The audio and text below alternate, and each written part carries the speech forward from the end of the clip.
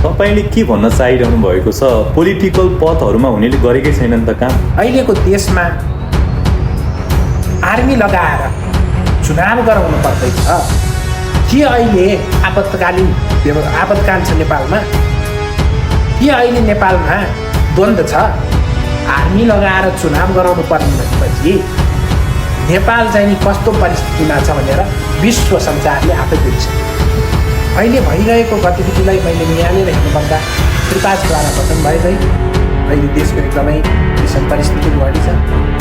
देशमा अहिले हरेक समय के हुन सक्छ भनेर सोच्ने र देशमा हरेक समय जस्तो पनि किसिमको आतंक हुन सक्ने स्थिति देखिएको छ र खडा भएको छ।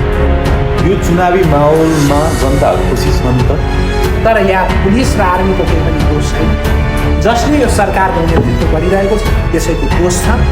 र हामीले के बुझ्नुपर्छ भने हामीले के जान्नुपर्छ भने आम नेपाली दाजुभाइ दिदीबहिनी, राष्ट्रप्रेमी, पुलिस, आर्मी सम्पूर्ण जो जति हुनुहुन्छ अब एकबद्ध हौ, राज संस्था देशमा पुनर्स्थापना गरौँ, त्यसपछि निर्वाचनमा हो। यो राजा बिनाको देश भनेको बुवा बिना घर जस्तै हुन्छ।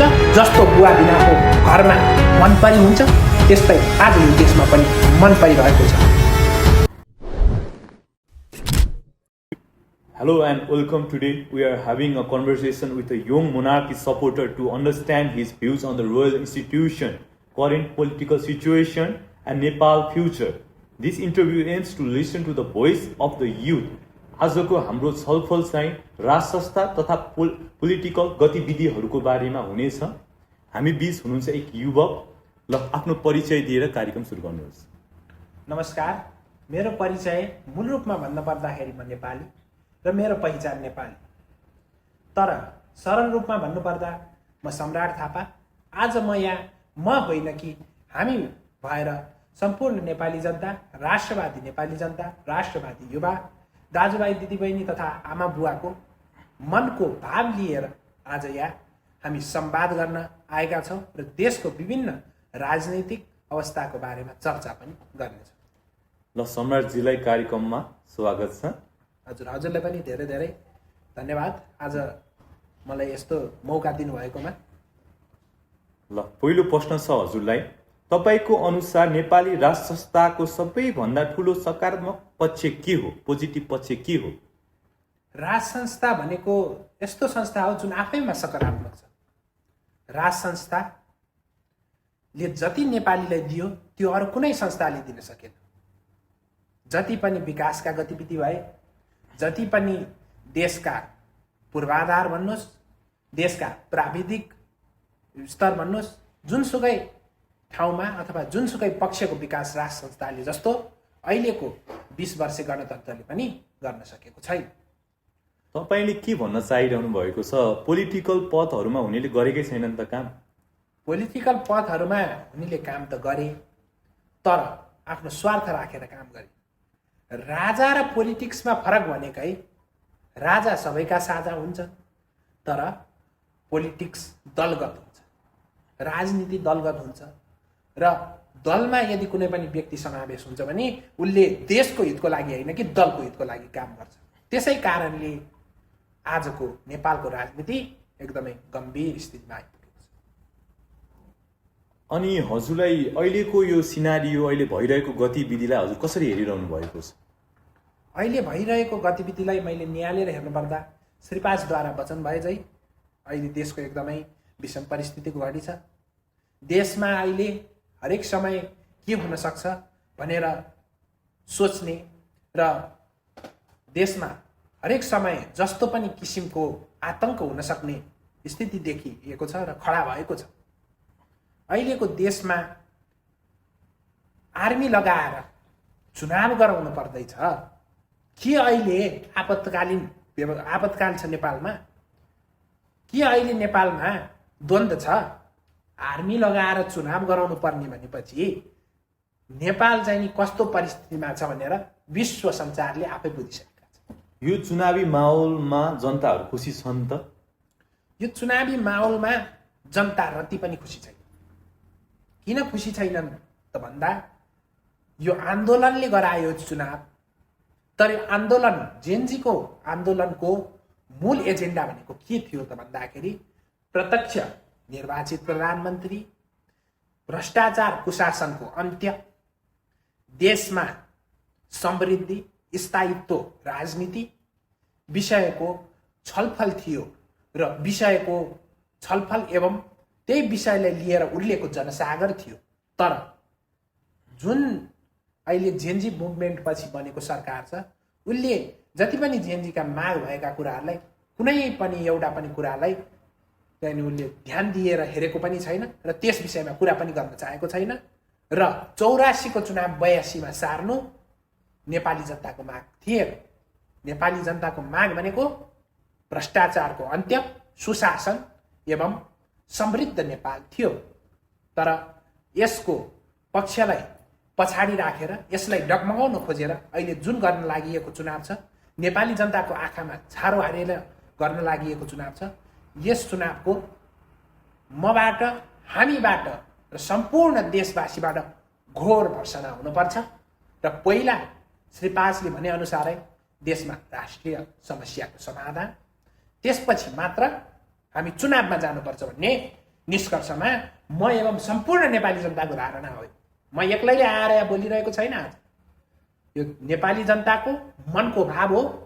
सडकमा आएर नेपाली जनताले देखाउन नसके पनि नेपाली जनताको यो भावना मनमुटुमा छ र हरेक घरमा आज के कुराको चर्चा हुँदैछ भने के निर्वाचन अहिलेको समाधान हो त भन्ने प्रश्न हरेक जनसमुदायले अहिले गरिरहेको छ र यसमा सरकारको एवं विभिन्न सम्पूर्ण देशप्रेमी राष्ट्रवादीको चाहिँ नि आँखा केन्द्रित हुनुपर्छ भन्ने मेरो आम भावना छ। अनि एउटा प्रश्न, राजा हुँदा देशको स्वाभिमान र राष्ट्रिय एकता बढी थियो भन्ने धारणा कतिको सही लाग्छ? हजुरले बुझ्न सक्नुहुन्छ राजा हुँदा देशको गतिविधि कस्तो थियो, देशको शान कस्तो थियो। मैले अरू केही पनि भनिनँ। यो देश बनाएको कसले? राजाले।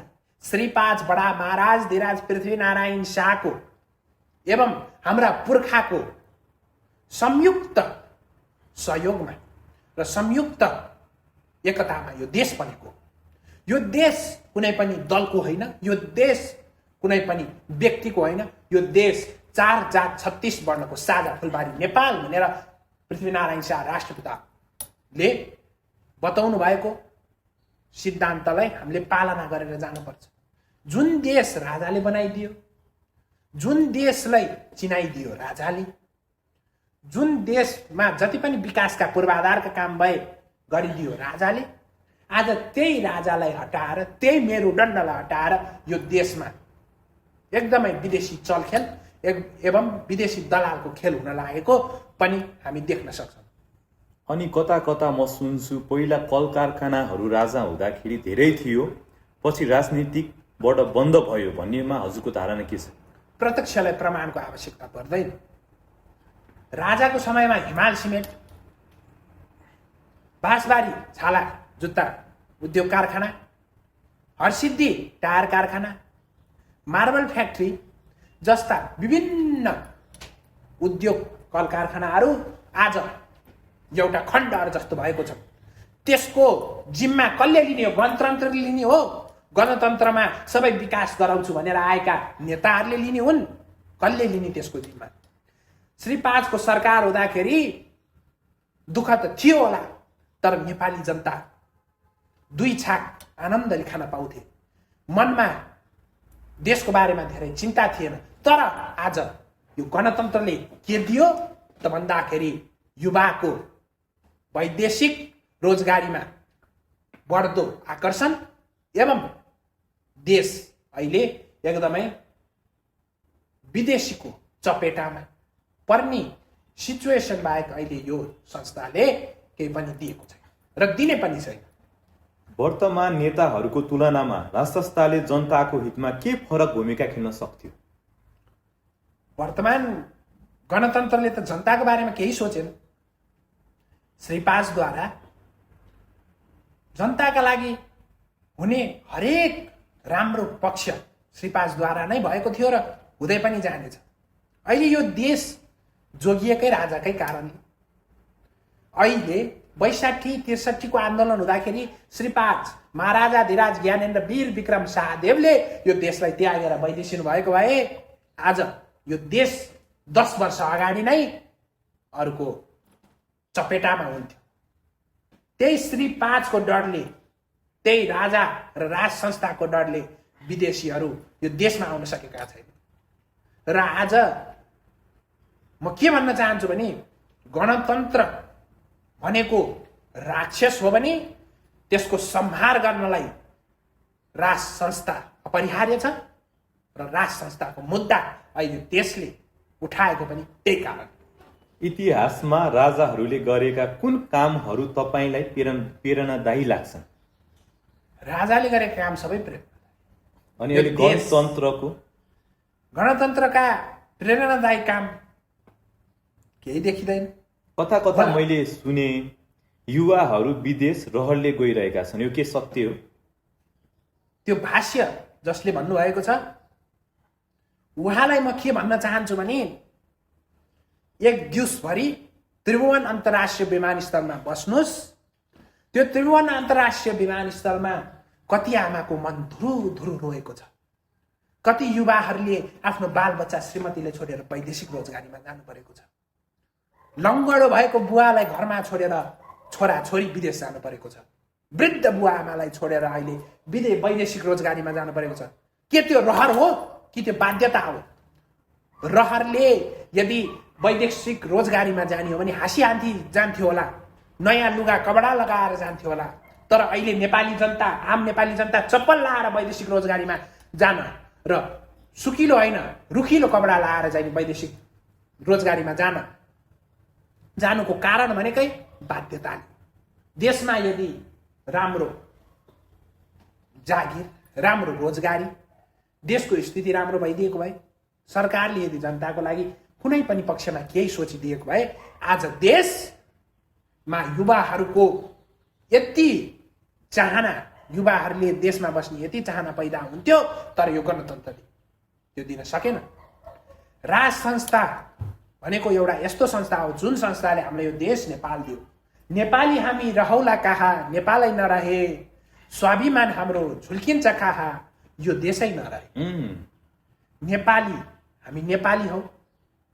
हामी जुन देशमा गए पनि हामी हाम्रो परिचय नेपाली भनेर दिन्छौँ। र यदि यो नेपाल देश नै रहेन भने र यहाँको अस्तित्व सार्वभौमसत्ताको रक्षा भएन भने हामी भोलि आफूले आफ्नो परिचय विश्वमा के भनेर दिने?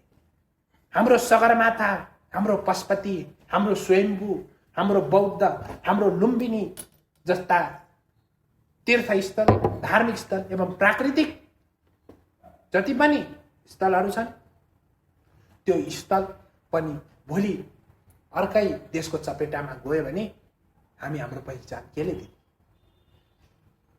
अब अर्को प्रश्नतिर जान चाहे, अहिलेको राजनीति अवस्था र नेताहरूको कार्यशैलीलाई तपाईँ कसरी मूल्याङ्कन गर्नुहुन्छ? कि नेताहरूले सही गरिरहेका छन् त? अहिलेको राजनैतिक अवस्थालाई हेर्दा तपाईँले नेता भन्ने शब्दको प्रयोग गर्नुभयो, तर जति पनि अहिले म नेता हुँ भनेर, मै हुँ भनेर हिँडिरहेका छन् तिनीहरू नेता होइन।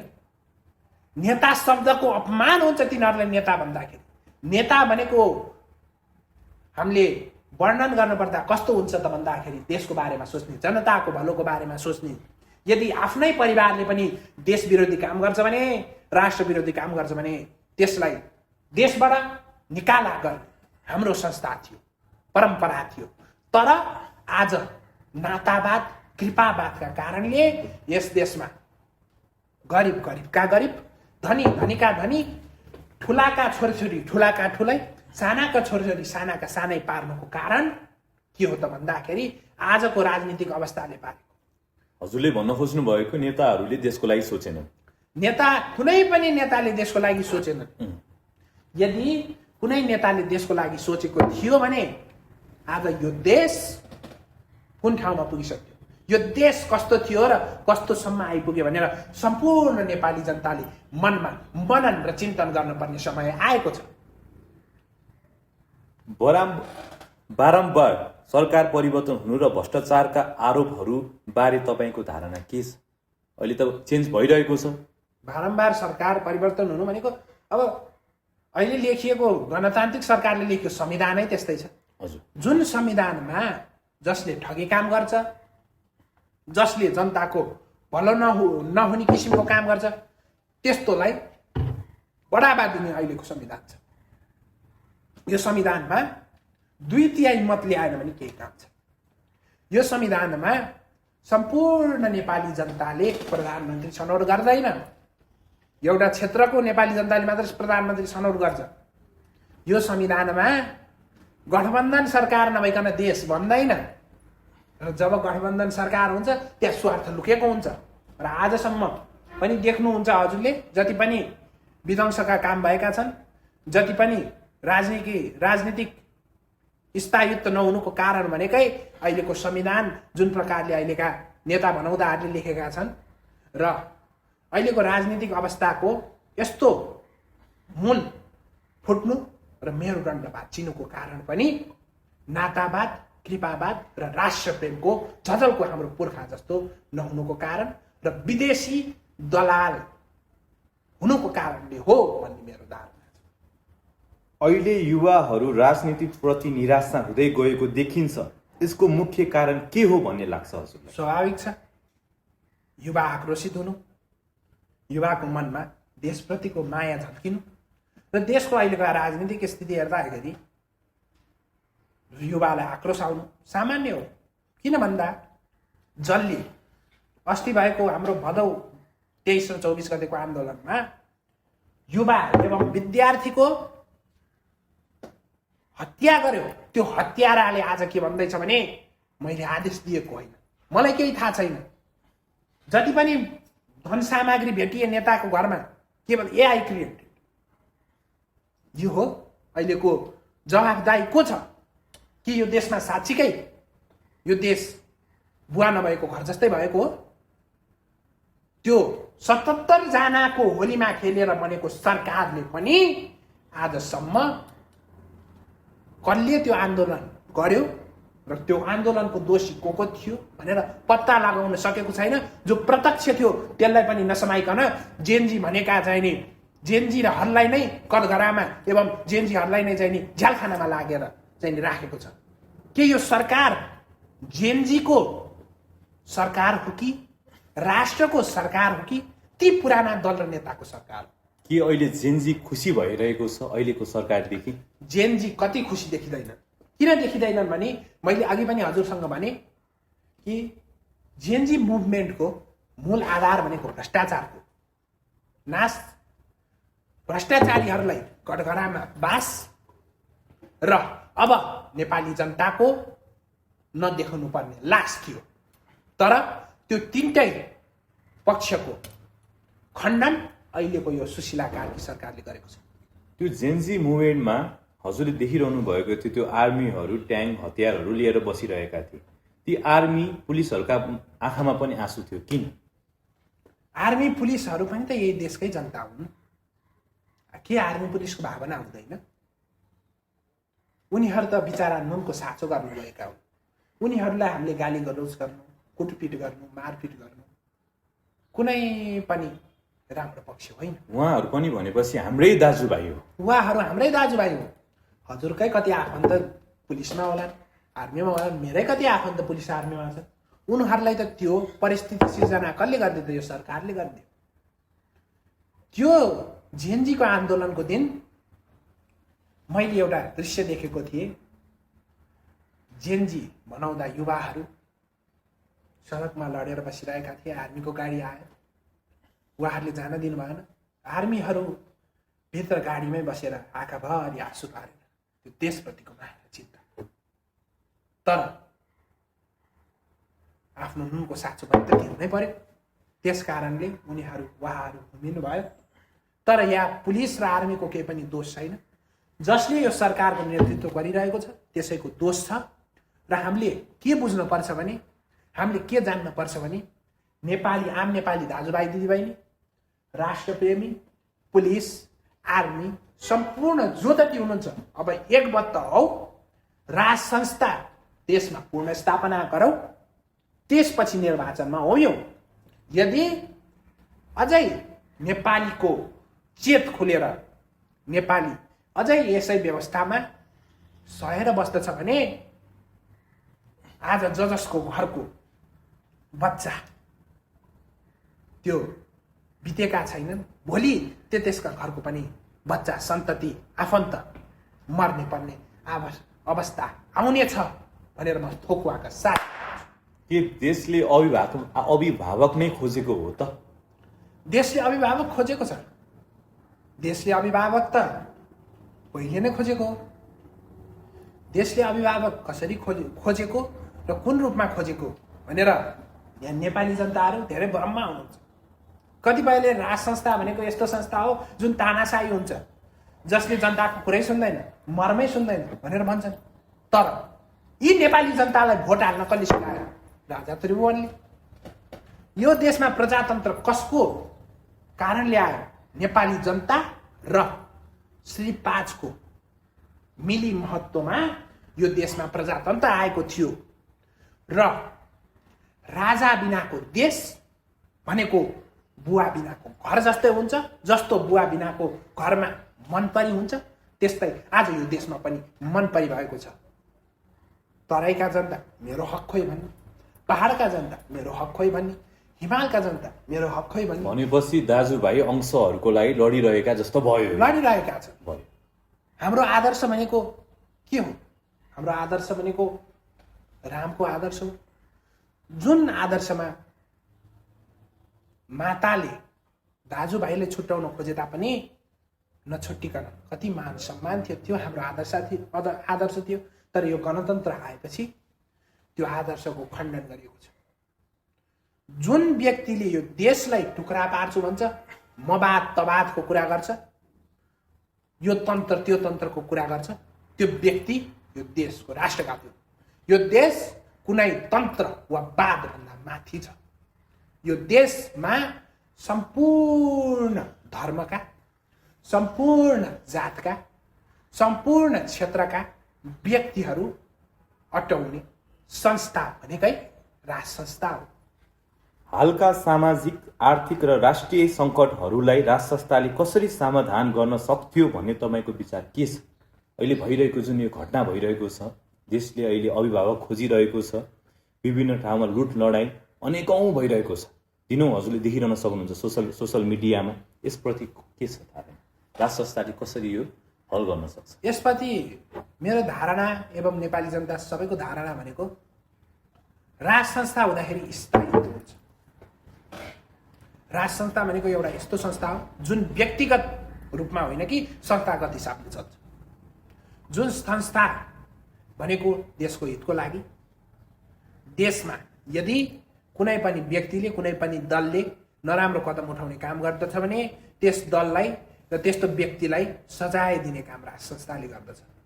र राज संस्था भनेको एउटा यस्तो संस्था हो जुन संस्थामा सम्पूर्ण नेपाली अटाउने संस्था हो र राज संस्था भनेको सबैको साझा संस्था हो। यदि अहिले राज संस्था नेपालमा भइदिएको भए अहिले जति पनि राजनैतिक, सामाजिक, आर्थिक पक्षको जति पनि अहिले भनौँ न देशमा आर्थिक पक्षमा देशमा खरबौँ गरिन्छ, नेपालीको शिरमा खरबौँ गरिन्छ। नेपाली जनतालाई केही काम गरेर खान्छु भन्दाखेरि ऋण लिँदाखेरि ब्ल्याकलिस्टमा राखिन्छ, सरकारी ठगी हुन्छ। तर मेरो मनले के भन्छ र सम्पूर्ण नेपाली जनताको मनले के भन्छ भने राजा भौन्जेलसम्म सहकारी ठगीको काण्ड निस्किएको थिएन, राजा भौन्जेलसम्म शीतल निवास काण्ड निस्किएको थिएन, वाइडवाडी काण्ड निस्किएको थिएन, मुर्रा काण्ड निस्किएको थिएन। तर आज जब पिताले जनताकै खुसीको लागि तिम्रो चाहना अनुसार मैले जनताको नासो दिएको थिएँ र जनताको नासो जनतालाई नै फर्काइदिए भनेर राजा त हाँसी हाँसी जानुभयो, आफै गाडी चलाएर जानुभयो, पत्रकार सम्मेलन गर्नुभयो। अलिकति पनि त्यो मनमा कुनै पनि लोभ थिएन। कुनै पनि नराम्रो पक्ष थिएन त्यो राजाले देश छोड्दाखेरि उहाँको मनमा कुनै पनि संस्थाप्रति लोभ थिएन। उहाँको मनमा के एक कुरा मात्र खड्किरहेको थियो भने के देश अब बन्ला, देशको चिन्ता, के जनता खुसी होलान् भनेर उहाँले 200 वर्षको राज संस्थालाई चटक्कै त्यागेर निस्किनु भयो। तर अस्ति भएको हाम्रो आन्दोलन जुन जेएनजी कथित आन्दोलन थियो, त्यो आन्दोलनमा 77 जनाको ज्यान लिएर हजारौं युवाको नाश गरेर हजारौं सम्पत्तिको नाश हुँदाखेरि पनि आर्मीको हेलिकप्टर लिएर हाम्रो सम्माननीय त के भन्नु त्यस्ता व्यक्तिलाई हाम्रो त्यस बखतको प्रधानमन्त्रीज्यूले अझ राजीनामा दिनलाई मनमा संकोच गरिरहनु भएको थियो। र आफै भन्नुहोस् नेपाली जनता अब चाहिँ नि हजुरहरूले मनन गर्नुपर्ने समय आएको छ। यो राजनेताहरूले कति कुर्सीको लोभ रहेछ, कति सत्ताको लोभ रहेछ। यदि आज कुनै पनि पक्षले तेरो राम्रो गरिदिन्छु भनेर लोभ त्रास देखायो भने त्यो दल त्यही भेट्न जान्छ। तर राजा त्यस्तो होइनन् र राज संस्था पनि त्यस्तो होइन। भनेपछि अभिभावक भनेको अभिभावकै हुने रहेछ भन्ने हजुरको कुराबाट पुष्टि भयो। अभिभावक भनेको त अभिभावकै हुन्छ। घरमा घरको माया बुवा आमालाई जस्तो छोराछोरीलाई हुँदैन। जति चिन्ता, जति माया, जति त्यागको भावना बुवा आमामा हुन्छ त्यति छोराछोरीमा हुँदैन र त्यो सत्य हो। अनि एउटा कुरा मैले यहाँ जोड्न चाहे, के कुरा जोड्न चाहे भन्दाखेरि सबै नभनिकन बुझ्ने मात्र पिता हुन्छ भनेको मात्र बुझ्ने त छोरा भइगयो नि भन्ने हाम्रो नेपालमा एउटा भाष्य छ र त्यो अहिले देखिरहेको छ। राजाले हामीले नभनिकन कतिपय कुरा हामीले नभनिकन हामीले राजाको सापेक्ष नराखिकन राजाले बुझेर आफ्नो सत्तै त्यागेर जानुभयो भने हामीले पटक पटक पटक ढोका घचकच्याउँदा पटक पटक भ्रष्टाचार नगरौ है, देशमा सुशासन ल्याऊ है, देशको स्थिति यस्तो नपारौ, देशको धर्म संस्कृति केही समयमा जनताले पोलिटिक्समा पदहरूमा हुनेलाई विश्वास गरेको थियो। प्रचण्डलाई मैले उदाहरणको लागि लिन चाहे, नेपाली जनताले 2/3 मत दिएर जिताएको होइन, कांग्रेसले पनि जिताएको हो 2/3 मत दिए। तर स्थायी स्थिरता भयो। देशमा के गरे त उनीहरू? आखिर भित्री द्वन्द्वले टुटिन पर्यो। भनेपछि नेपाली दाजुभाइ बुवा आमाको भावनासँग खेले तिनीहरूले, देशसँगै खेले, भावनासँग मात्र होइन देशसँगै खेले, देशसँग खेले, भावनासँग खेले। र त्यो जुन नेपाली दाजुभाइको आँसु छ त्यो आँसु अहिले यिनीहरूलाई लागेको र त्यो आँसुकै कारणले अस्ति यिनीहरूको गति जुन भाग्न पर्ने गति आयो त्यो गति त्यही कारणले। तर राजा त कतै भाग्नु त परेन त्यो बेला, किन उहाँकोलाई कसैले टच पनि गरेन? म भन्दैछु राजा 19 दिनको जनआन्दोलनमा पनि उहाँले धेरै क्षति चाहनुहुन्थेन। तर कुनै अराजक गतिविधि हुँदाखेरि 19 दिनको आन्दोलनमा 1900 जनाको बलिदान भयो र उहाँले के सोच्नुभयो भने प्रचण्ड मरे पनि मेरै जनता मर्छ, बाबुराम मरे पनि मेरै जनता मर्छ, गिरिराम मरे पनि मेरै जनता मर्छ, यो देशको जुनै नागरिक मरे पनि मेरै जनता मर्छ भनेर उहाँले हाँसी हाँसी गति त्यागेर जानुभयो। उहाँको मूल लिन पर्ने पक्ष भनेकै यही हो। अहिलेसम्म विश्वमा कुनै पनि राष्ट्रले, कुनै पनि राष्ट्रका राजाले श्री 5 महाराजा धीराज ज्ञानेन्द्र सरकारले जस्तो गद्दी छोडेको इतिहास विश्वमै कहीँ पनि छैन, त्यो नेपालमा छ। र त्यसैबाट देखिन्छ कि राष्ट्र संस्था आजको अपरिहार्य आवश्यकता। आधुनिक लोकतान्त्रिक राष्ट्र संस्था कन्स्टिट्युसनल मोनार्की नेपालका लागि उपयुक्त मोडेल हुन सक्छ? एकदम हामीले चाहेकै त्यही हो। हामीले भनेकै राज संस्था हो। राजतन्त्र अहिले हामीले भनेका छैनौँ, राज संस्था।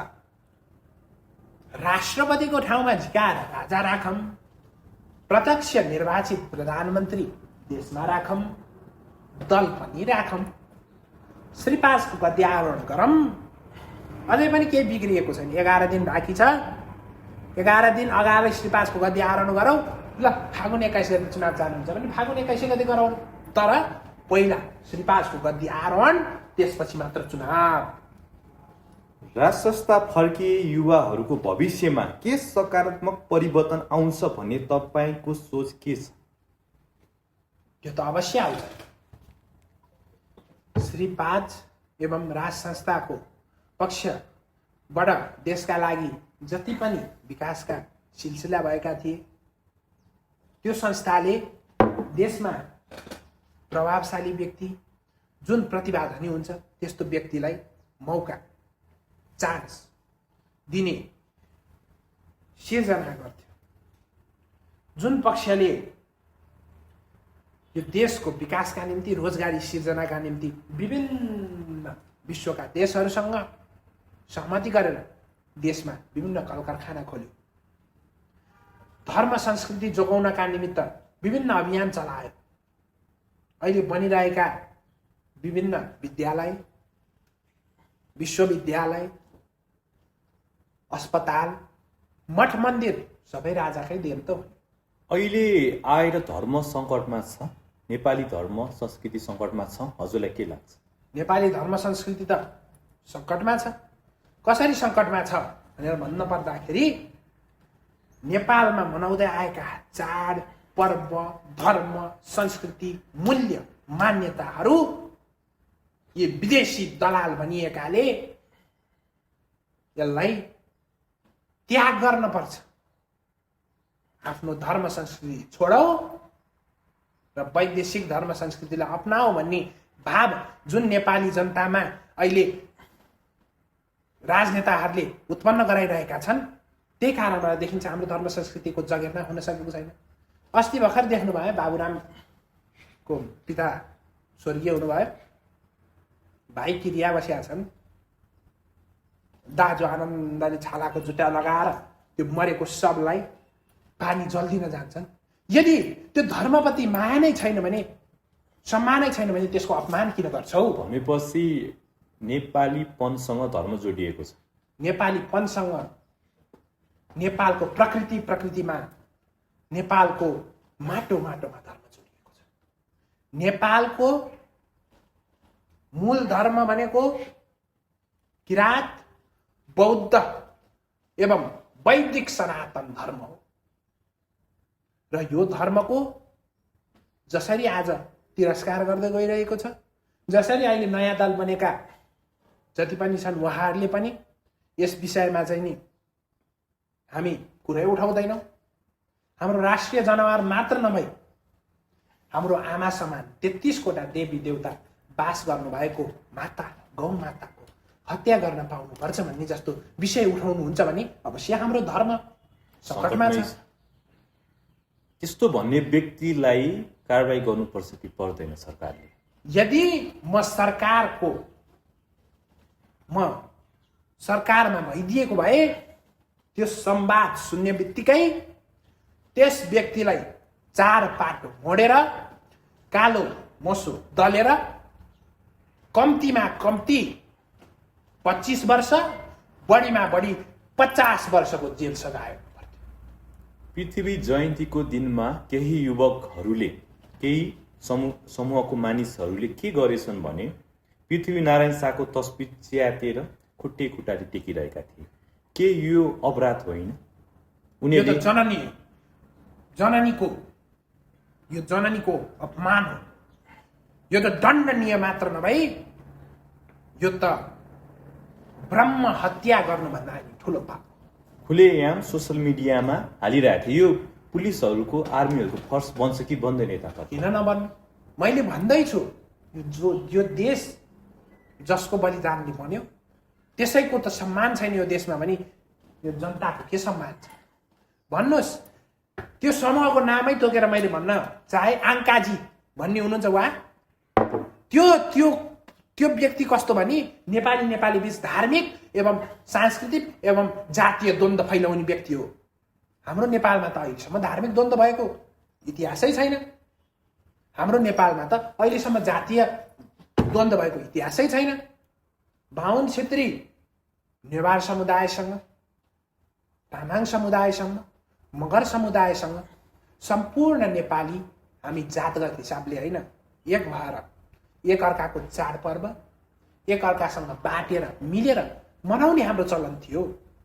दसैँ तिहारको शुभकामना सबैले प्रदान गर्छन् भने, लोसारको शुभकामना हामीले सबैले प्रदान गर्छौँ, बुद्ध जयन्तीको शुभकामना सबैले प्रदान गर्छन् भने शिवरात्रिको शुभकामना पनि हामीले सबैले प्रदान गर्थ्यौँ।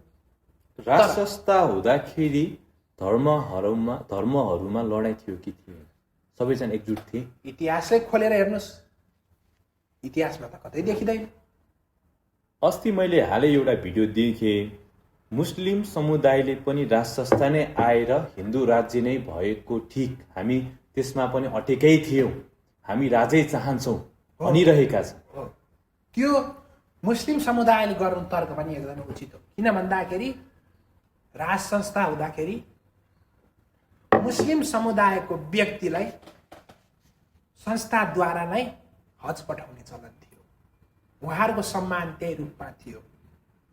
उहाँले के भन्नुभएको थियो, त्यो समुदायले के भनेको थियो भने त्यो सोसियल मिडियामा आइ पनि रहेको थियो, हामीले सबैले देख्न पनि पाएकै थियौँ। हिन्दू राज्य राजा हुँदाखेरि पनि हामी अटेकै थियौँ, हामी दाजुभाइ जसरी अटेकै थियौँ, युनिटी थियो हामी बिचमा।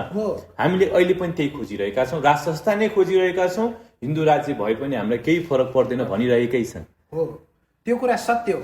हिन्दू राज्य हुने बित्तिकै यो देशमा अरू धर्म संस्कृतिको जगेर्ना नै नहुने होइन।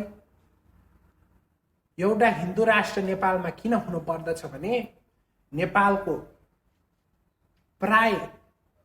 प्राय भन्दा पनि केही संख्यालाई छोडेर प्राय व्यक्तिको भावना त्यो धर्मसँग जोडिएको छ, बौद्ध धर्मसँग जोडिएको छ, किराँती धर्मसँग जोडिएको छ, र त्यही परम्परा र चलन पनि उहाँहरूले अपनाउँदै आउनु भएको छ। र राष्ट्र संस्था र हिन्दू राज्य हुने बित्तिकै कुनै पनि धर्म संस्कृतिलाई स्पेस छैन भन्ने होइन। जति राष्ट्र संस्था हुँदाखेरि धर्म संस्कृतिलाई स्पेस थियो त्यति अहिले बरु छैन। किन छैन भन्दाखेरि श्री पासले त गोर्खा राज्य एकीकरण गर्दै यो देश बनाउनु भयो। उहाँले चाहनु भएको भए उहाँको यो काठमाडौँ मण्डल विजय गर्दाखेरि कालु पाण्डे मरे, प्रिय पात्र भाइ मरे, प्रिय पात्र। उहाँले त यहाँको संस्कृति त सबैलाई अपमान गरेर यहाँको जात्रा त निषेध गर्न पर्ने, नेवार समुदायलाई होच्याउनु पर्ने, नेवार समुदायलाई नराम्रो गर्न पर्ने। अहिले सार्वजनिकमा, अहिले सामाजिक सञ्जालमा अहिले के विषय पनि उठेको देखेँ भने नेवारी समुदायले राष्ट्र संस्था हुँदा र राजा हुँदा चाहिँ कुमारी माताको सधैँ पहुनै छोएर पूजा अर्चना गर्ने चलन भइरहेको छ, गरिरहेका पनि छन् राष्ट्र संस्थाका सदस्यहरूले। स्वयं राजाले पनि उहाँको खुट्टा ढोकेर देशको लागि माग्ने, देशको राम्रो होस्, सबैको राम्रो होस्, सबै नेपालीको जय जय होस् भन्ने अर्चना गर्ने चलन भइरहेको छ। तर यही कुरा पोलिटिक्सको पदमा हुने व्यक्तिहरूले गरिरहेका छैनन् भन्ने कुरा अहिले आइरहेको छ। त्यो त सत्य हो। अस्ति हामीले देख्यौँ इन्द्र जात्राको बेलामा अहिलेका सम्माननीय भागेका राष्ट्रपति रामचन्द्र पौडेलले हाम्रो जीवित देवी कुमारी माता उहाँलाई एउटा खाम दिएर अपमान गर्नुभएको छ। श्री पास सरकार भइबक्सदाखेरि कुमारीको पूजा आराधना गरिकन, कुमारीको पाउ ढोकिकन उहाँको कसरी सम्मान हो त्यो सम्मान देखिएन। र म यसै पक्षले जोडेर नेपालमा राष्ट्र संस्था किन अपरिहार्य छ भनेर म बुझाउन चाहे।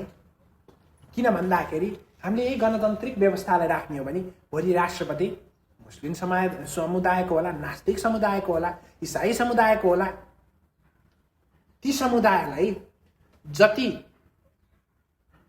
किराँत समुदाय, जति बौद्ध समुदाय, जति हिन्दू समुदायले मानिआएको परम्परा छन्, जुन नेवारी समुदायले मानेको जीवित कुमारी हामी पनि मान्छौँ, सम्पूर्ण देशवासीले मान्छौँ। जीवित कुमारी हामीले मानिरहेका पनि छौँ, मान्दै जाने पनि छौँ। आशिष सबै नेपालीमा होस्।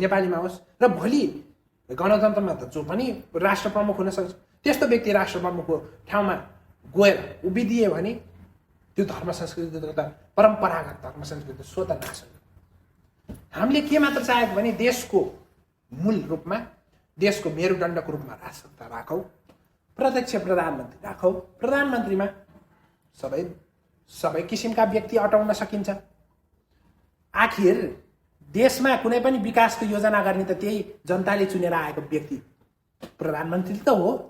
राजाले त कुनै पनि यदि नकारात्मक कदम त्यसले उठाउँछ भने त्यसको विरोध गर्ने काम श्री पाजको। अस्ति म एउटा ग्रुपमा थिएँ, त्यहाँ के भनाइ आयो भने राज संस्थालाई जोडिएर रुख काटेर झ्याल बनाएपछि मान्छेहरू भन्दै थिए झ्यालबाट हावा नै आएन। यो धारणा हजुरलाई के लाग्छ? यो एकदमै मार्मिक एवं भावनात्मक धारणा छ। यसमा के भन्न खोजियो भने जुन रुखले हामीलाई शीतलता दिन्थ्यो, जुन रुखले हामीलाई छाया दिन्थ्यो, जुन रुखले हामीलाई हावाको स्रोत दिन्थ्यो, वायुको स्रोत दिन्थ्यो, त्यो स्रोतलाई नै काटिदिएर झ्याल त बनाएन, तर हावा आएन। यो शब्द नै मार्मिक छ। र आज नेपालको राजनीतिक अवस्था पनि त्यस्तै भएको छ। त्यो शिर राजा र राज संस्थालाई हटाइकन देशमा विकासको मूल खोजिरहेका छन्। बाउलाई घरबाट हटाएर लखेटेर घरमा के चाहियो अरे भन्दाखेरि आदर चाहियो अरे, सत्कार चाहियो अरे। त्यो त कदापि हुन सक्दैन। धर्म जोगाउनु पर्यो, धर्म जोगाउनु पर्यो, संस्कृति जोगाउनु पर्यो, देशको सार्वभौमिक सत्ता जोगाउनु पर्यो, देशको नेपाली जनताको मूल भनेको नेपाली जनताको एकतालाई जोगाउनु पर्यो। त्यो जोगाउन सक्ने संस्था भनेको म 100% राज संस्थालाई मात्र ठान्छु, अरू कुनै पनि विकल्प छैन। अस्ति हालै केही दिन अगाडि महाराधिराजको गन्तव्य आएको थियो, कति 8 मिनट समथिङको आएको थियो। हजुरको त्यसमा धारणा के छ? त्यो सन्देशमा धारणा के छ? त्यो सन्देशलाई मनन गर्दा, चिन्तन गर्दा र त्यो सन्देशलाई हेर्दा अरू समयमा महाराज धिराजले दिवक्ष नहुने सन्देशभन्दा एकदमै फरक किसिमको र एकदमै भावनात्मक, एकदमै देशप्रतिको चिन्ता उहाँले व्यक्त गर्नुभएको छ। त्यस सन्देश दिँदै गर्दाखेरि राजाको मुहारमा कति पनि हाँसो थिएन, कति पनि राजाको मुहारमा मुस्कान थियो, उज्यालो थिएन। त्यस सन्दर्भ भन्न पर्दाखेरि उहाँको मनमा चिन्ता गरेर 20 वर्षसम्म नबोलेका राजा त्यही सन्देश बापत बोल्नुको कारण के थियो भन्दाखेरि अब राज संस्थाले मात्र यो देशलाई जोगाउन सक्ने रहेछ। मैले त जनताको नासो जनतालाई नै सुम्पिदिएको थिएँ, तर नातावाद र यी दलहरूले देशलाई त अझै खिया लगाउँदै गए भन्ने भावना उहाँले बुझिसकेपछि जनताहरूको दुःखदेखि नसाध्य भएर जसरी चाहिँ जनरहर राजाको पक्षमा गएको एउटा आह्वान गरिसकेपछि श्री पाजले आफै सन्देशमा के भन्नुभएको छ भने म हर्ष मात्र भइन कि मैले अब दायित्व बोधको भावना मनमा लिएको छु। र दायित्व बोधको भावना उहाँले मनमा लिनुभएको भन्ने अर्थ घुमौलो शैलीमा के हो भने अब राज संस्था नेपालमा आउनुपर्छ र राज संस्था आइसकेपछि मात्र निर्वाचन हुनुपर्छ। यस्तो नभएको खण्ड देश फाडलमा जान्छ, हामी नेपाली रहने छैनौँ। अब समय आएको छ भन्न खोज्नु भएको उहाँले। अब समय आयो, हामी नेपाली जनता एक हुने समय आयो। घर घरमा बसेर राजा आउँदैनन्। अब यदि नेपाली जनताले राजा चाहने हो भने सकिन्छ, सडक आन्दोलन तत्याउ। सकिँदैन, अब आउँदो चुनावमा भोटै खान नजाऊ, चुनावको बहिष्कार गरौँ। यदि 50% भन्दा माथि चुनावी भोटै आएन भने त्यो चुनाव स्वतः रद्द भनेपछि चुनावी माहौलमा जनता खुसी छैनन्। चुनावी माहौलमा जति पहिला मानिसको र्याली देखिन्थ्यो, जति पहिला मानिस दलगत हिसाबले हिँड्थे, अहिले त त्यस्तो देखिँदैन। अनि एउटा कुरा के जोड्न चाहे भन्दाखेरि महाराज धिराज मन्दिर दर्शनको लागि निस्किरहनुहुन्छ। त्यो बेला लाखौं हजारौंको भिड हुन्छ के? त्यो बोलाएको भिड हो? त्यो बोलाएको भिड होइन, जनताको मनले, जनताको भावना अब मेरो पिता हुनुपर्छ, मैले गल्ती गरेछु त्यतिखेर भनेर जुन गल्तीलाई बुझेर बोध गरेर आज जनताहरू श्री पाजको सम्मानका लागि भात नखाई नखाए घन्टौँ खाली ओइलाको खुट्टा- फुल लिएर बसिरहेका छन् कोइलाको फुल स्वागतका लिएर स्वागतको लागि।